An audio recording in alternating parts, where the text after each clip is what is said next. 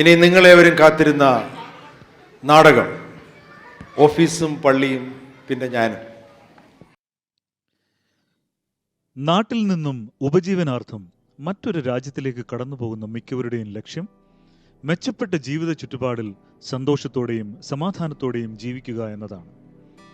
എന്നാൽ നല്ലൊരു ജീവിതം കരുപ്പിടിപ്പിക്കുവാൻ പ്രവാസ ലോകത്തെത്തിയ പലരും ജീവിക്കാൻ മറന്ന് ആർത്തിയും അധികാരവും തലയ്ക്ക് പിടിച്ച് നെട്ടോട്ടമോടുകയാണ്. ദൈവം നൽകിയ ദാനമാണ് നമ്മുടെ ഓരോരുത്തരുടെയും ജീവിതമെന്ന് മനസ്സിലാക്കാതെ പ്രപഞ്ചത്തെ മുഴുവൻ നിയന്ത്രിക്കാൻ തനിക്കാവുമെന്ന മിഥ്യാധാരണയിൽ ചില മനുഷ്യർ നമ്മുടെ ചുറ്റുപാടും ജീവിക്കുന്നുണ്ട്. ജനനത്തിനും മരണത്തിനുമിടയിൽ ആയിരിക്കുന്ന ഇടങ്ങളിൽ വെളിച്ചം പകരേണ്ട നമ്മൾ പലപ്പോഴും ഉള്ള വെളിച്ചം തല്ലിക്കെടുത്തി മറ്റുള്ളവരെ കൂടി ഇരുട്ടിലാക്കാൻ ശ്രമിക്കാറുണ്ട്.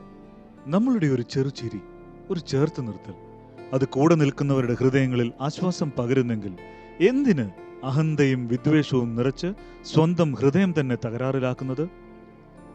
ഞാൻ എന്ന ഭാവത്തിൽ നിന്നും ഞങ്ങൾ അഥവാ നമ്മൾ എന്ന ഭാവത്തിലേക്കുള്ള രൂപാന്തരം സംഭവിക്കുമ്പോഴാണ് ജീവിതം സുന്ദരമാകുന്നത്.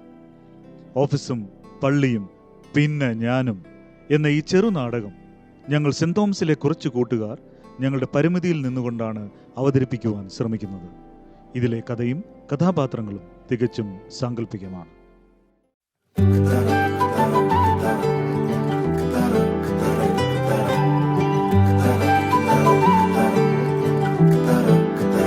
പോകേണ്ട ദൂരൊരാളും ഒട്ടിനില്ലാതെ, കാണേണ്ട കാടുകൾ കരകൾ നിലയ്ക്കാതെ, പോകേണ്ട ദൂരൊരാളും കാത്തു നിൽക്കാതെ, കേൾക്കേണ്ട കിസ്സകൾ കഥകൾ നിലയ്ക്കാതെ,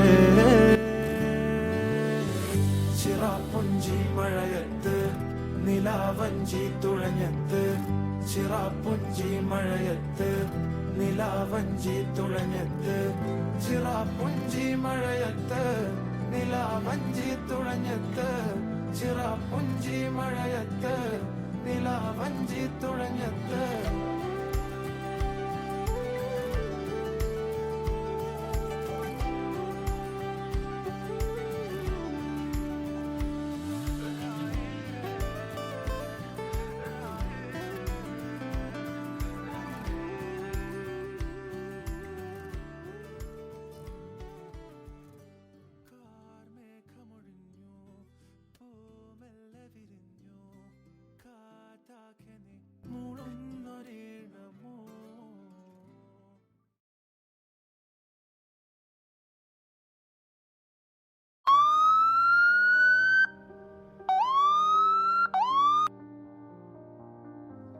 എടാ,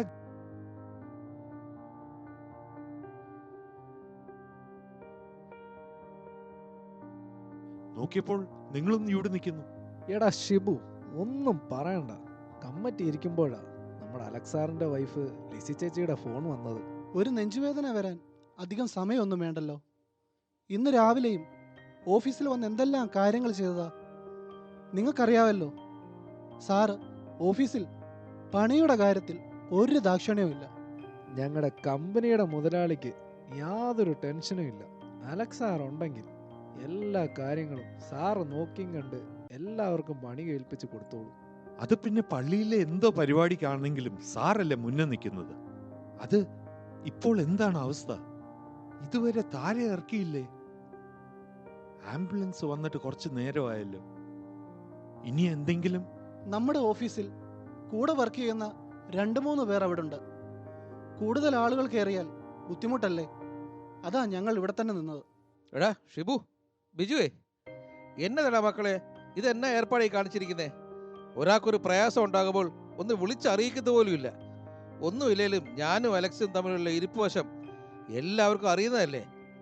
ആ ഷിബു, നിനക്കൊന്നും തീരെ ഉത്തരവാദിത്വം ഇല്ലാതെ പോയല്ലോ.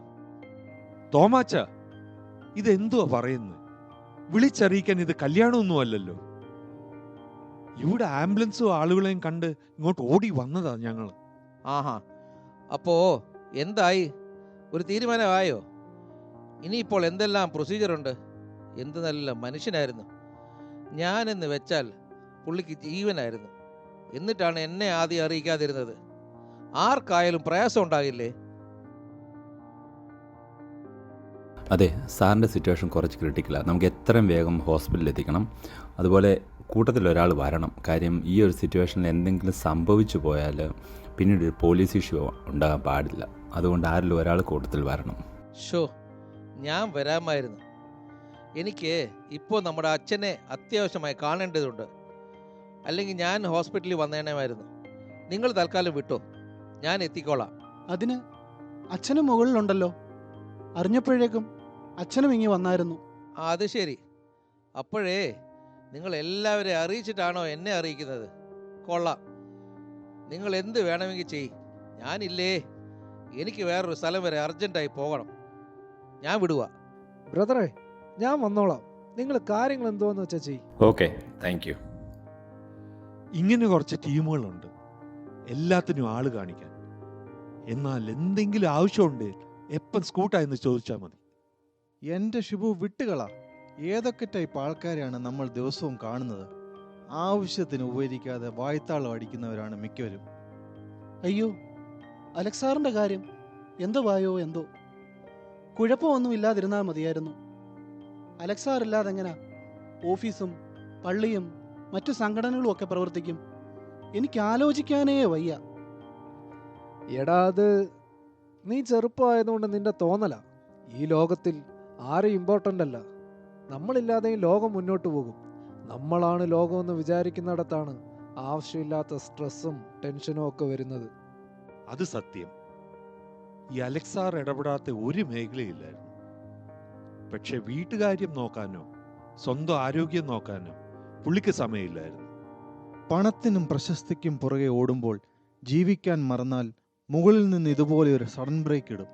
അപ്പോഴേ നമ്മൾ സ്വയം മനസ്സിലാക്കിയുള്ളൂ. എന്നാലും ഇന്നുകൂടെ ഓഫീസിൽ വന്ന് എന്തെല്ലാം കാര്യങ്ങൾ ചെയ്തതാ. സാറിന്റെ മുഖമാണെങ്കിൽ മനസ്സിൽ നിന്നങ്ങ് മായുന്നേ ഇല്ല.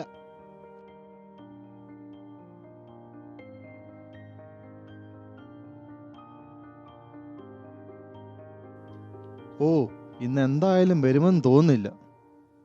വന്നില്ലാൽ കൊള്ളാം. മനസമാധാനം ഉണ്ടായേനെ. ചുമ്മാതുള്ള സ്ട്രെസ് എല്ലാം നമ്മുടെ തലയിലേക്ക് ഇട്ട് മനുഷ്യനെ ടെൻഷൻ അടുപ്പിച്ച് ഒരു പരുവാക്കും. മലയാളിയാണ്, നാട്ടുകാരനാണ് എന്നൊക്കെ പറഞ്ഞിട്ട് ഒരു കാര്യവുമില്ല. ഇങ്ങേര് മറ്റേ ഹിറ്റ്ലറുടെ വകയുള്ള ഏതോ ഐറ്റമാണ്. കർത്താവിന് എന്തോ തെറ്റുപറ്റി കേരളത്തോട്ട് അയച്ചതാ. അതെ അതെ. പക്ഷെ അലക്സാറിന്റെ ഷൂസിന്റെ സൗണ്ട് കേൾക്കുമ്പോഴേ BP അങ്ങ് ഷൂട്ടപ്പ് ആകും. ഒന്നാമതേ വീട്ടിലെ പിള്ളേരുടെ ടെൻഷൻസ്, പിന്നെ ഹസ്ബൻഡിന്റെ, പോരാത്തതിന് നാട്ടിലെ പ്രശ്നങ്ങൾ ഒരു വഴിക്ക്. എല്ലാം കൊണ്ടും ഒരു പരുവമായിരിക്കുക. അതിൻ്റെ കൂടെയാ ഇതും. പറയുമ്പോൾ എന്നതാ, മക്കൾ കുടുംബമായി കുവൈറ്റിൽ, വർഷാവർഷം നാട്ടിൽ ലീവിന് പോയി അടിച്ചു പൊളിക്കുന്നു.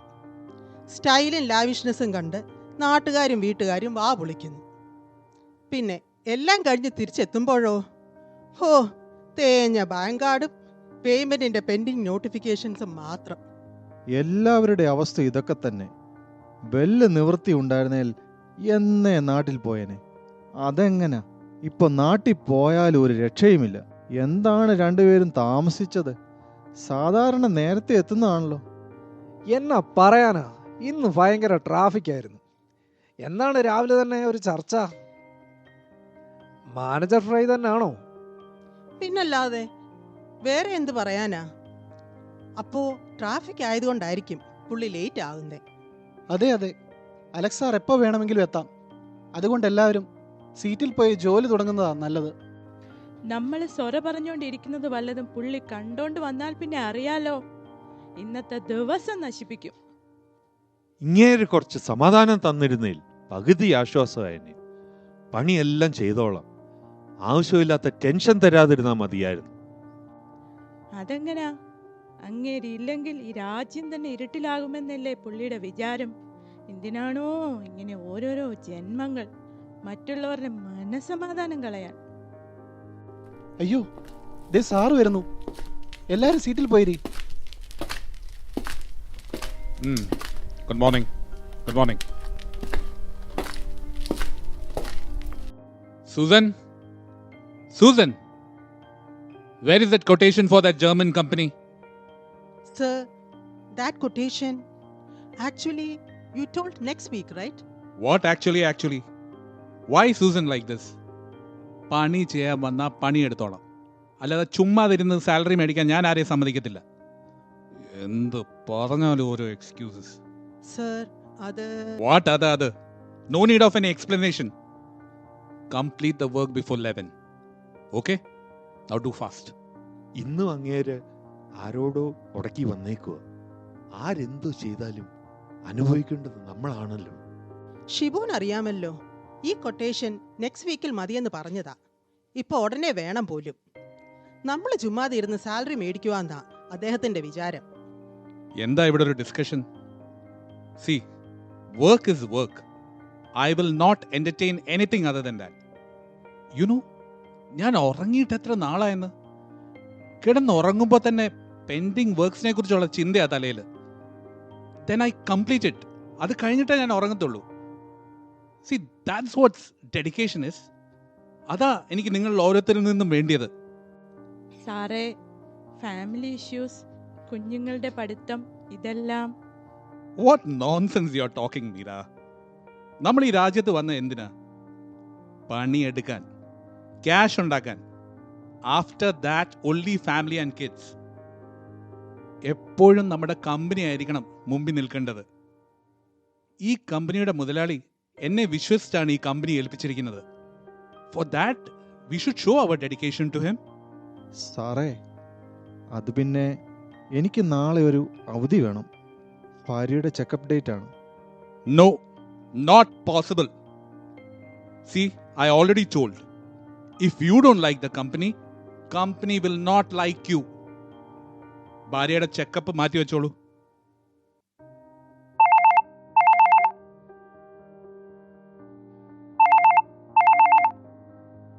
Okay. No. Not possible. ഇന്ന് തന്നെ. No excuses. Okay? Bye. ഞാനൊരു ദിവസം ഇവിടെ ഇല്ലെങ്കിൽ എങ്ങനെ ഈ കമ്പനി റൺ ചെയ്യും? എല്ലാത്തിനും ഞാൻ തന്നെ വേണം. Susan, did you finish it? Come on, speed up. Sir, I'll try to finish it fast. മിക്കവാറും ഇങ്ങനെ പോയാ എൻ്റെ പണി തീരുന്ന ലക്ഷണമാണ്.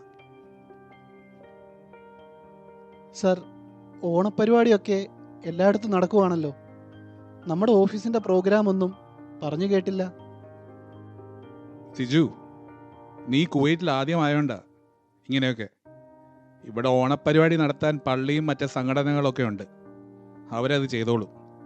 ഓണത്തിൻ്റെ ഇടയിൽ അവൻ്റെ ഒരു പൂട്ടുകച്ചവടം. ഇവന് വല്ല ആവശ്യമുണ്ടായിരുന്നു? ചുമ്മാ തന്നെ രാവിലെ തന്നെ അയാളുടെ വായിലിരിക്കുന്ന കേൾക്കാൻ.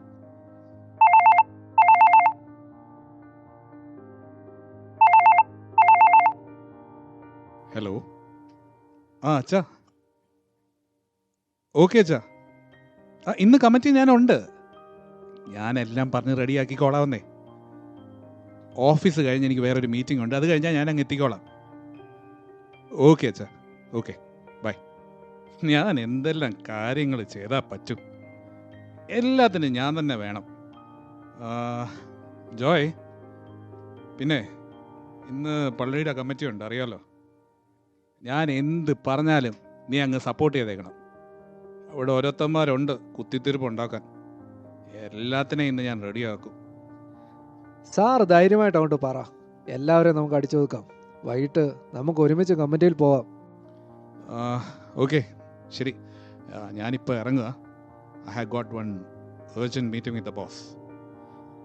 അപ്പോൾ ഈവനിങ് കാണാം. ഇവിടുത്തെ കാര്യം നീ ഒന്ന് നോക്കിക്കോണം. എന്തെങ്കിലും ഡൗട്ട്സ് ഉണ്ടെങ്കിൽ just call me and don't take any decisions without my knowledge. അപ്പോൾ teams, I am pushing. Do your work.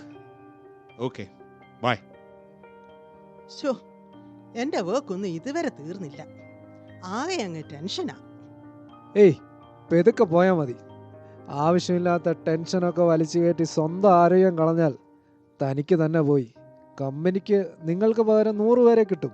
ജോയിച്ചേട്ടാ, എൻ്റെ വൈഫിന് തീരെ സുഖമില്ല എന്നിപ്പം ഫോൺ വന്നു. എങ്ങനാ, ഞാനൊന്ന് പോയിക്കോട്ടെ? പിന്നല്ലാതെ. കുടുംബം കഴിഞ്ഞു മതി മോനെ ജോലിയും മറ്റു കാര്യങ്ങളും. നീ പോയിട്ട് വാ. താങ്ക്സ് ജോയ് ചേട്ടാ. ഓക്കെ എല്ലാവരും റിലാക്സ് ചെയ്ത് വർക്കൊക്കെ തീർക്ക്. എനിക്കും കുറച്ച് പെൻഡിങ് വർക്കുണ്ട്. അത് തീർത്തിട്ട് വൈകിട്ട് പള്ളിയിൽ കമ്മിറ്റിക്ക് പോകാനുള്ളതാണ്. ഇന്ന് കമ്മിറ്റിയിൽ എന്താകുമോ എന്തോ.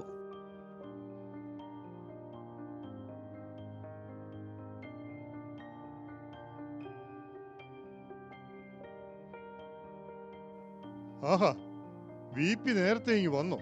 പ്രസിഡന്റും കമ്മിറ്റിക്കാരും എത്തിയില്ലല്ലോ. അത് പിന്നെ അച്ഛനിവിടെ പുതിയതല്ലേ, കാര്യങ്ങളെല്ലാം പഠിച്ചു വരുന്നതല്ലേ ഉള്ളൂ.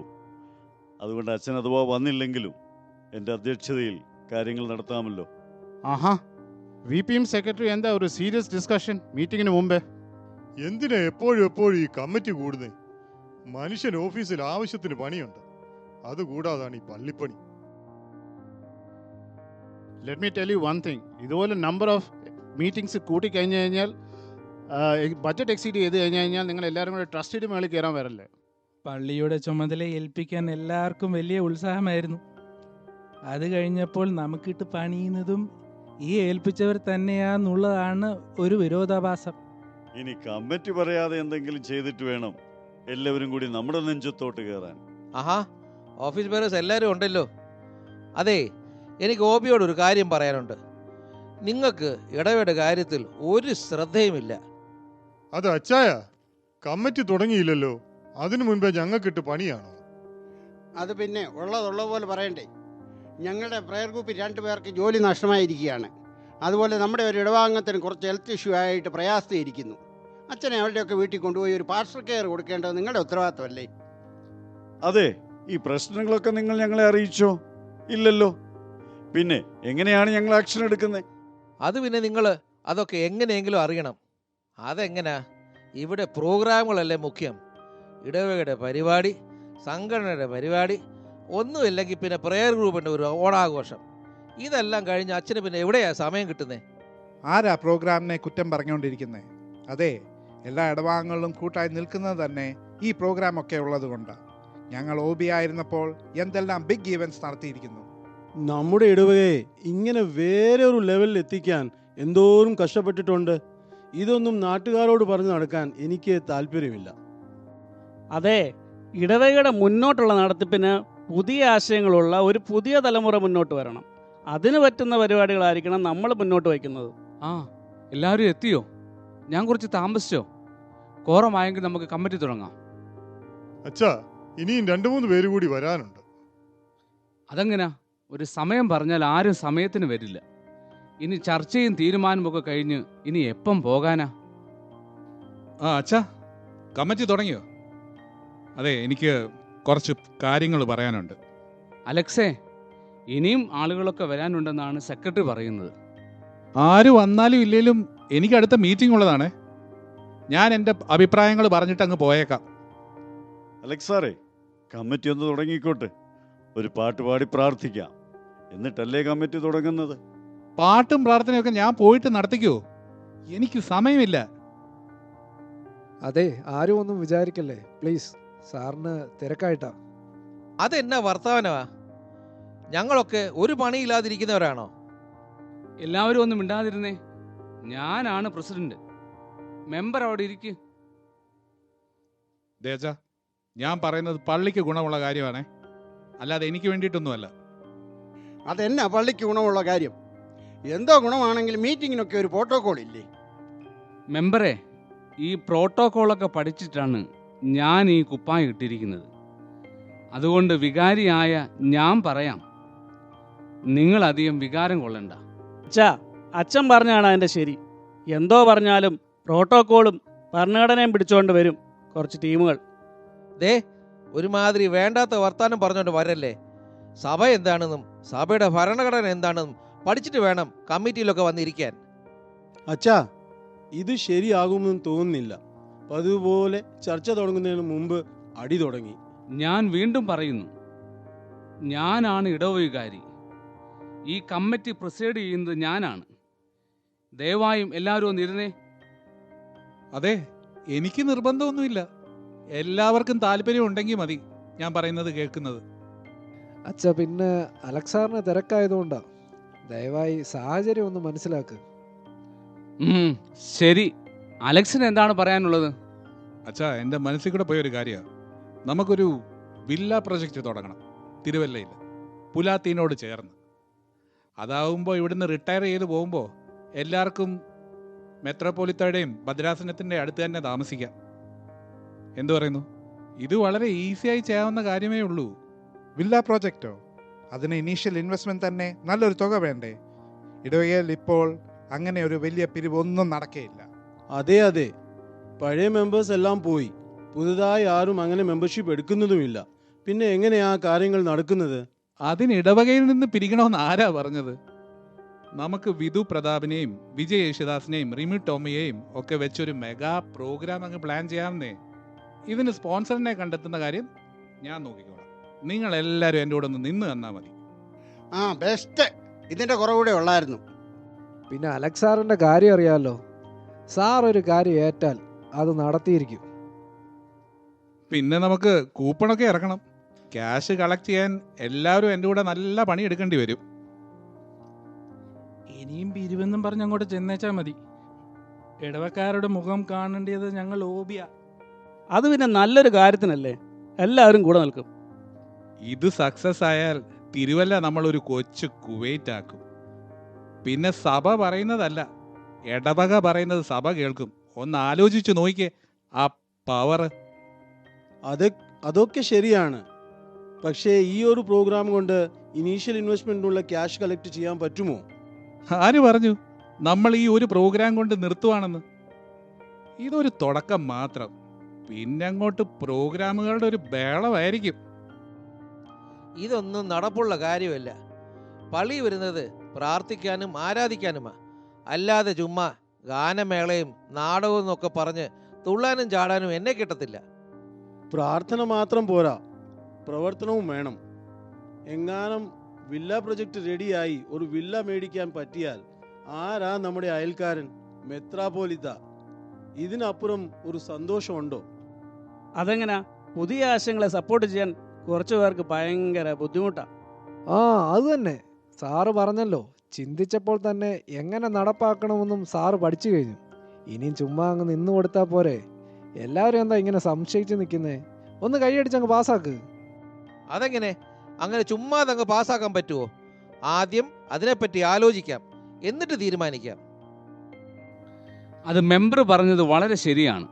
നമുക്കൊരു സബ് കമ്മിറ്റി കൂടി ഇതിനെക്കുറിച്ച് പഠിച്ചിട്ട് ഒരു തീരുമാനം എടുക്കാം. അതെ, എനിക്ക് അടുത്തൊരു മീറ്റിങ്ങിന് പോകണം. എന്തോ ഒരു അസ്വസ്ഥ പോലെ, ഒരു ക്ഷീണം. ഇന്ന് ഫുൾ ബിസി ആയിരുന്നു, ഫുഡ് കഴിക്കാനും പറ്റിയില്ല. അതായിരിക്കും. അപ്പോൾ ശരി, ഓക്കെ. ആ പിന്നെ പ്രോഗ്രാം കൺവീനർ ആരാണെന്നുള്ള കാര്യത്തിൽ ഇവിടെ ഒരു ബഹളമൊന്നും വേണ്ട, അത് ഞാൻ തന്നെ. അപ്പോൾ ഓക്കെ സാർ, ഞാൻ കൂടെ വരണോ? എല്ലാം ഓക്കെ ആണോ? No it's fine, I will manage. ഞാനൊന്ന് വീട്ടിൽ കയറിയിട്ട് പോകുന്നുള്ളൂ. Tomorrow on office, be on time, okay? എല്ലാവരും എന്തു പറയുന്നു? ഇങ്ങനെ ഒരു മെഗാ പ്രോഗ്രാം നമ്മളെ കൊണ്ട് താങ്ങുമോ? കാര്യമൊക്കെ നല്ലതാണ്, നിങ്ങൾ പറ. അച്ഛാ, ഇങ്ങനൊക്കെ ചെയ്താലേ ജനങ്ങൾ നമ്മുടെ പള്ളിയിലോട്ട് വരികയുള്ളൂ. എല്ലാവർക്കും ഗുണമുള്ള കാര്യമല്ലേ? ആ ഗുണമൊക്കെ ഉണ്ട്. പക്ഷേ വലിയ പ്രോഗ്രാമൊക്കെ നടത്തി അവസാനം ഉള്ളത് കൂടി പോകല്ലേ? ഇതൊന്നും അംഗീകരിക്കാൻ എനിക്ക് വളരെ ബുദ്ധിമുട്ടാ. നിങ്ങൾ എന്നെ വേണേ അയക്കോ, ഞാനില്ലേ, എനിക്ക് വേറെ പണിയുണ്ട്. എന്തു പറഞ്ഞാലും നെഗറ്റീവ് പറയാൻ കുറെ ആളുകളുണ്ട്. ഇതൊരു സുവർണ അവസരമല്ലേ? എൻ്റെ അഭിപ്രായത്തിൽ ഇതുമായി മുന്നോട്ട് പോകണമെന്ന് തന്നെയാണ്. ചെറുപ്പക്കാരെ കൂടുതലായി പള്ളിയോട് അടുപ്പിക്കാൻ ഇങ്ങനെയുള്ള മെഗാ ഇവൻസിലൂടെ സാധിക്കൂ. ഇപ്പോൾ തന്നെ നമ്മൾ ഡെഫിസിറ്റ് ബഡ്ജറ്റില്ല. ഇങ്ങനെയുള്ള പ്രോഗ്രാം ഒക്കെ ഫണ്ട് ചെയ്യാൻ പറ്റുമോ? ഇതാണ് ഓബിക്ക് ഒരു കോൺഫിഡൻസ് ഇല്ല. ഞാൻ സെക്രട്ടറി ആയപ്പോൾ എന്തെല്ലാം ചെയ്തിരിക്കുന്നു. ഓക്കെ ഓക്കെ, എല്ലാവരും വരട്ടെ, എന്നിട്ട് നമുക്ക് ആലോചിക്കാം.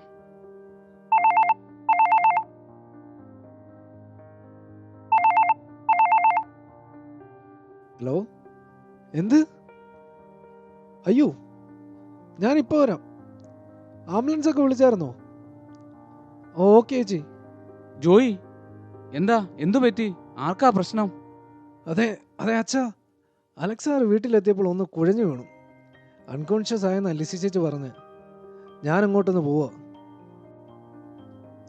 ജോയി, ഞാനും കൂടി വരാം. ലിസി, എടി ലിസി, നീ ആ ഫോണെങ്കിലും ഒന്ന് എടുത്തുക. ദേ, നിങ്ങൾ കൂടുതലൊന്നും പറയണ്ട. 2 ആഴ്ചയാണ് ബോധമില്ലാതെ ആശുപത്രിയിൽ കിടന്നത്. 1.5 മാസം ICU, പിന്നെ ഹോസ്പിറ്റലിൽ തന്നെ. വീട്ടിലോട്ട് വന്നിട്ട് 2 ദിവസമേ ആയുള്ളൂ. അതിനെന്താടി, now I am fine. Critical stage ഒക്കെ കഴിഞ്ഞില്ലേ? ഡോക്ടറല്ലേ പറഞ്ഞേ ഇനി വിസിറ്റേഴ്സിനെയൊക്കെ അലൗ ചെയ്യാമെന്ന്? ഇന്നലെയാണ് ഡോക്ടർ അത്യാവശ്യം ആൾക്കാരെ കാണാൻ അനുവദിച്ചത്. അതും നിങ്ങൾ ഇത്ര വാശി പിടിച്ചതുകൊണ്ട്. ലിസി, നിനക്കറിയാമല്ലോ, ജോലി, പള്ളി, സംഘടനകൾ, ഇതൊക്കെയായിരുന്നു എൻ്റെ ജീവിതം. കഴിഞ്ഞ 3 മാസക്കാലമായിട്ട് എന്തൊക്കെയാണ് നടക്കുന്നതെന്ന് ആരും എന്നോടൊന്നും പറഞ്ഞിട്ടില്ല. ഡോക്ടർ പ്രത്യേകം പറഞ്ഞിട്ടുണ്ട് ആവശ്യമില്ലാത്ത ടെൻഷനൊന്നും കൊടുക്കാൻ പാടില്ല എന്ന്. നിങ്ങളുടെ സ്വഭാവം വെച്ച് ഒരു കാരണം നോക്കിയിരിക്കുക, ചുമ്മാ വേണ്ടാത്ത ടെൻഷനൊക്കെ വലിച്ചു കയറ്റാൻ. എടി, ഞാനില്ലാതെ ഓഫീസ്, പള്ളി എല്ലാം എന്തായി കാണുമോ എന്തോ. നിങ്ങൾ വിഷമിക്കണ്ട. ഇന്ന് അച്ഛനൊക്കെ നിങ്ങളെ കാണാൻ വരുന്നുണ്ട്. എല്ലാ ദിവസവും വിവരങ്ങൾ തിരക്കാറുമുണ്ടായിരുന്നു. അച്ഛനാണെന്ന് തോന്നുന്നു. അലക്സേ, ഇപ്പോൾ എങ്ങനെയുണ്ട്? സ്ട്രെയിൻ എടുക്കേണ്ട, അവിടെ ഇരുന്നോളൂ. അച്ഛാ, ഇപ്പോൾ കുഴപ്പമില്ല. ഡോക്ടർ പറഞ്ഞു അത്യാവശ്യം നടക്കാമെന്ന്. So no problem. അലക്സ് സാറേ, ഇടവേള മുഴുവൻ പ്രാർത്ഥനയും സാറിനോടൊപ്പം ഉണ്ടായിരുന്നു. Thanks for the prayers. പള്ളിയുടെ കാര്യങ്ങളൊക്കെ എങ്ങനെ നടക്കുന്നു? കഴിഞ്ഞ 3 മാസക്കാലം എന്തൊക്കെയാ സംഭവിച്ചതെന്ന് എന്നോട് ആരും പറഞ്ഞില്ല. പള്ളിയിൽ ആളുകളൊക്കെ വരുന്നുണ്ടോ? അലക്സേ, എല്ലാം ഭംഗിയായിട്ട് പോകുന്നു. കഴിഞ്ഞ 3 മാസം കൊണ്ട് നമ്മുടെ ഇടവകയിൽ 20ഓളം കുടുംബങ്ങൾ ജോയിൻ ചെയ്തു. എല്ലാ പ്രേ ഗ്രൂപ്പും വളരെ സ്ട്രോങ് ആയി മുന്നോട്ട് പോകുന്നു. അപ്പോൾ നമ്മുടെ മെഗാ പ്രോഗ്രാം ഒക്കെ നടന്നോ? പുതിയ പ്രോഗ്രാമുകളൊക്കെ നടക്കുന്നുണ്ടോ അച്ഛാ? ഒരു മെഗാ പ്രോഗ്രാമും തൽക്കാലം വേണ്ട എന്ന് കമ്മിറ്റി തീരുമാനിച്ചു.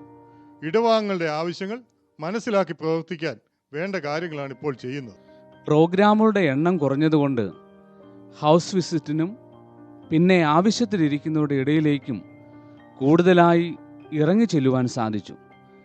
അതുകൊണ്ടാണ് ഒരു ഇടവകയിലും അംഗത്വം എടുക്കാതെ ഇവിടെ ഉണ്ടായിരുന്ന പല കുടുംബങ്ങളെയും കണ്ടുപിടിച്ച് നമ്മുടെ പള്ളിയിൽ ചേർക്കാൻ പറ്റിയത്. ഞാനില്ലാതെയും കാര്യങ്ങളൊക്കെ ഭംഗിയായി നടന്നു അല്ലേ? അലക്സേ, ഈ ലോകത്തിൽ ആരും പ്രധാനമല്ല. നമ്മൾ വിചാരിക്കും ഞാനില്ലെങ്കിൽ ഒന്നും നടക്കില്ല എന്ന്.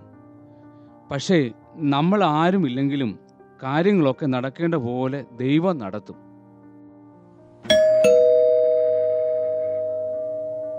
ആഹാ, ഓഫീസിലെ എല്ലാവരും എത്തിയല്ലോ.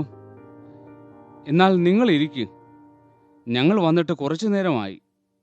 ഞങ്ങൾ അങ്ങോട്ട് ഇറങ്ങട്ടെ. അപ്പോൾ അലക്സേ, ധൈര്യമായി ഇരിക്കൂ. ഇടവയുടെ പ്രാർത്ഥന എപ്പോഴും കൂടെ ഉണ്ടായിരിക്കും. താങ്ക് യു അച്ഛാ. Thanks for the praise.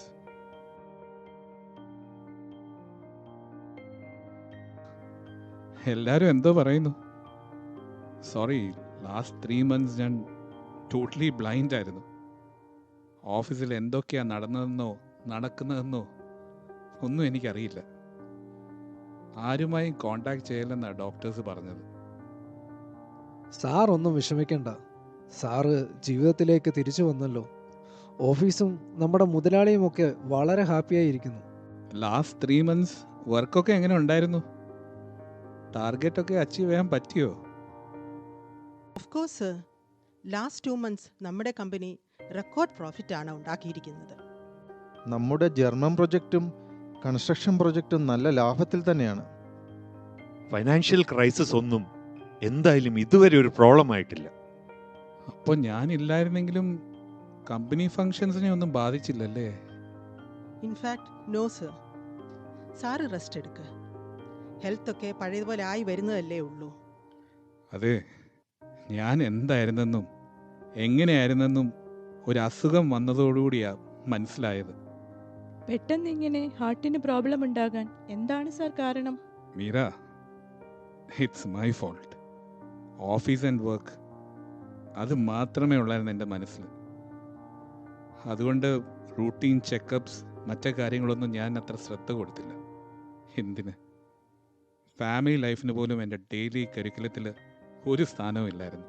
സാറിന് വളരെ സ്ട്രെസ്ഫുള്ളും ക്രിട്ടിക്കലുമായ ജോലി ആയിരുന്നല്ലോ, അതായിരിക്കണം കാരണം. എന്ത് സ്ട്രെസ്, എന്ത് ക്രിട്ടിക്കൽ, ഇതെല്ലാം നമ്മൾ സ്വയം ഉണ്ടാക്കി വെക്കുന്നതല്ലേ. ബോധമില്ലാതെ എത്ര നാൾ ആശുപത്രി കിടന്നു.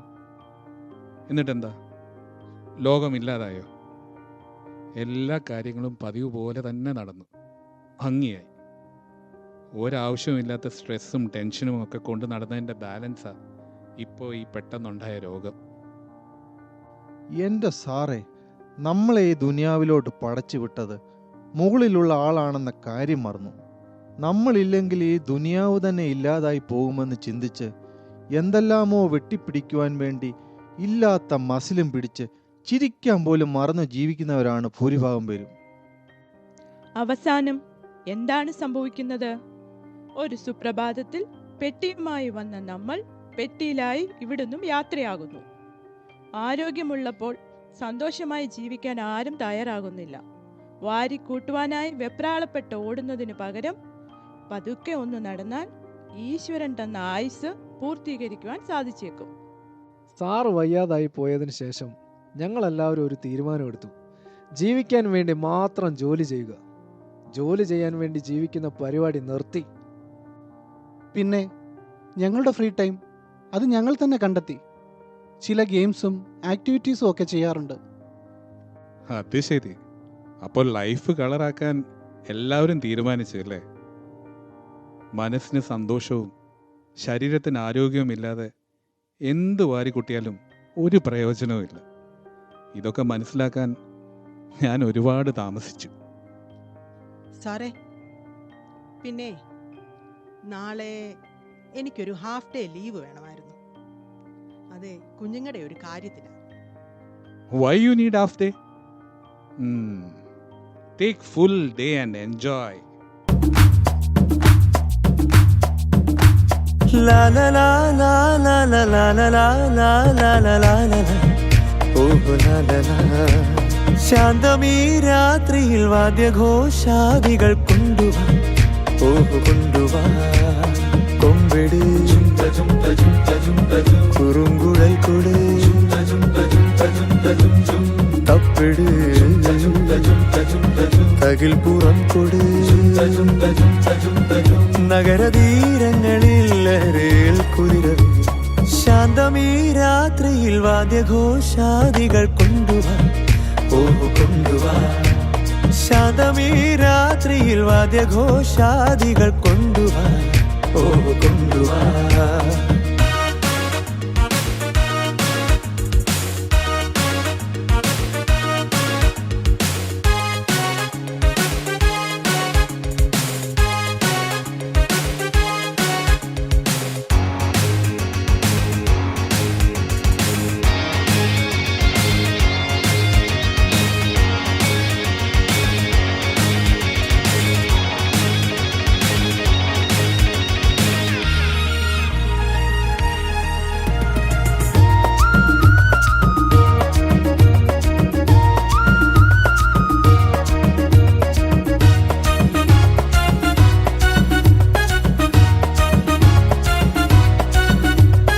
ആകാശകൂടാര കീഴിൽ നിലാവിന്റെ പാൽക്കിണ്ണം നീട്ടുന്നതാര് തീരാതിരക്കൈയിൽ താണാടും സ്വപ്നങ്ങൾ രത്നങ്ങളാക്കുന്നതാര് ആകാശകൂടാര കീഴിൽ നിലാവിന്റെ പാൽക്കിണ്ണം നീട്ടുന്നതാര്